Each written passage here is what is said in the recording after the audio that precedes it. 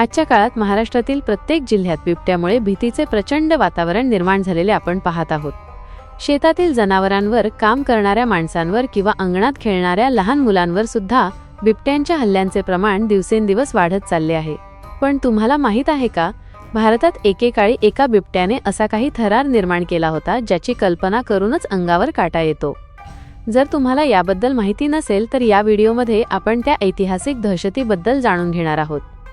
रात्रीचा किर्रर्र अंधार, डोंगराच्या कडेने जाणारी एक अरुंद पायवाट आणि त्या वाटेवर पडणारी मानवी पावले. अचानक पाठीमागून सुकलेल्या पानांचा आवाज येतो. कोणीतरी पाठलाग करतंय असं वाटतं, म्हणून ती व्यक्ती मागे वळून पाहते, पण तिथे फक्त काळोख असतो. पुन्हा चालू लागताच अचानक वरून एक अंगावर काटा आणणारी डरकाळी ऐकू येते आणि पुढच्याच क्षणी एक अजस्त्र सावली त्या माणसावर झडप घालते. कोणताही आरडाओरडा नाही, कोणताही संघर्ष नाही, फक्त रक्ताचा एक ओघळ त्या पायवाटेवर उरतो. हा एखादा भयपट नाही, तर ही सत्य घटना आहे रुद्रप्रयागच्या त्या सैतानाची, ज्याने 8 वर्ष उत्तराखंडच्या डोंगरांना रक्तानं न्हाऊ घातलं होतं.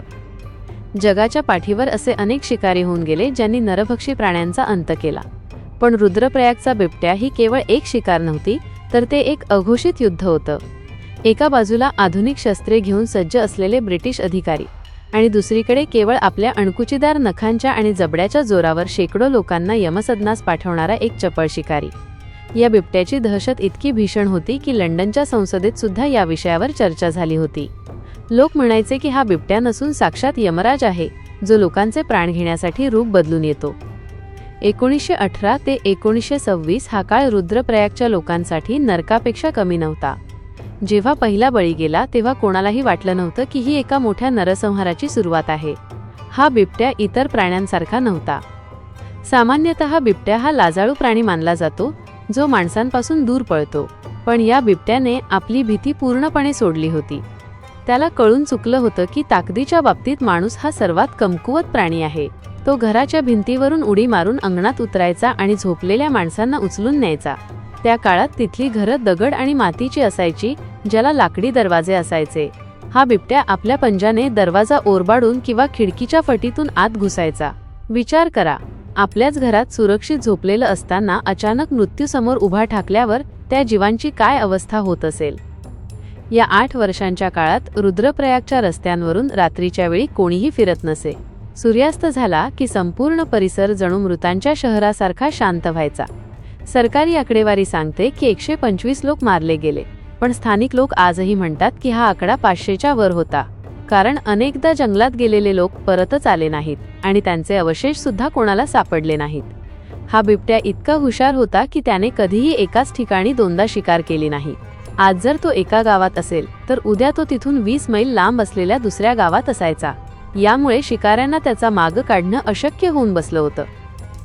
ब्रिटिश सरकारने याला मारण्यासाठी अनेक प्रयत्न केले.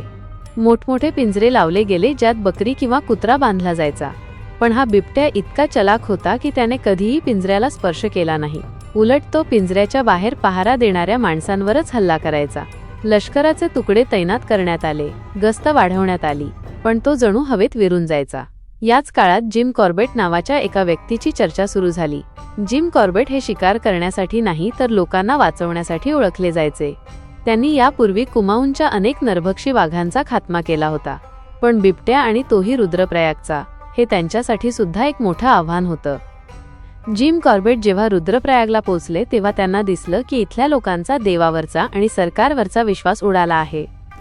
लोक या बिबट्याला एक शाप मानू लागले होते. कॉर्बेट यांनी आपला मुक्काम तिथल्या एका जुन्या धर्मशाळेत केला. त्यांनी कित्येक रात्री झाडांच्या फांद्यांवर बसून काढल्या. थंडीमुळे हातपाय गोठून जायचे, पण डोळ्यातून झोप गायब होती. एकदा तर बिबट्या त्यांच्या इतक्या जवळ आला होता की त्यांना त्याच्या शरीराचा वास येत होता.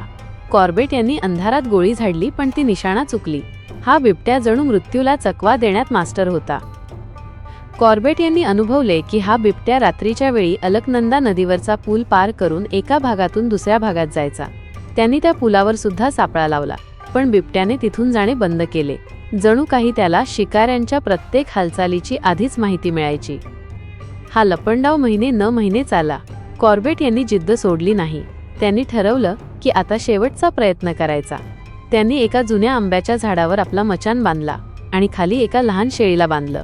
ती रात्र खूपच भयानक होती. ढग दाटून आले होते आणि विजांचा कडकडाट सुरू होता. पावसामुळे दृष्टी धूसर झाली होती. अचानक शेळी घाबरून ओरडायला लागली. कॉर्बेट सावध झाले. त्याने आपली रायफल घट्ट पकडली. त्यांना समोर 2 चमकणारे अंगारे दिसले. ते बिबट्याचे डोळे होते. तो सावलीसारखा हळूहळू पुढे सरकत होता. त्याचा कोणताही आवाज येत नव्हता. जेव्हा तो शेळीवर झडप घालण्यासाठी पूर्णपणे उघड्यात आला, तेव्हा कॉर्बेट यांनी टॉर्च लावला आणि एका क्षणाचाही विलंब न लावता ट्रिगर दाबला. गोळी थेट बिबट्याच्या खांद्यातून आरपार गेली. बिबट्या मोठ्याने ओरडला आणि झाडीत गायब झाला. कॉर्बेट यांना वाटलं की तो मेला असेल, पण त्यांना खात्री नव्हती. सकाळी जेव्हा त्यांनी रक्ताच्या खुणांचा पाठलाग केला, तेव्हा त्यांना काही अंतरावर तो महाकाय बिबट्या मृतावस्थेत आढळला. तो बिबट्या पाहिल्यावर कॉर्बेट यांना समजलं की हा इतका क्रूर का झाला होता. त्याच्या अंगावर अनेक जुन्या जखमा होत्या आणि त्याचे दात तुटलेले होते. वयोमानानुसार त्याला जंगलात शिकार करणं कठीण झालं होतं, म्हणून त्याने माणसांना आपलं भक्ष्य बनवलं होतं.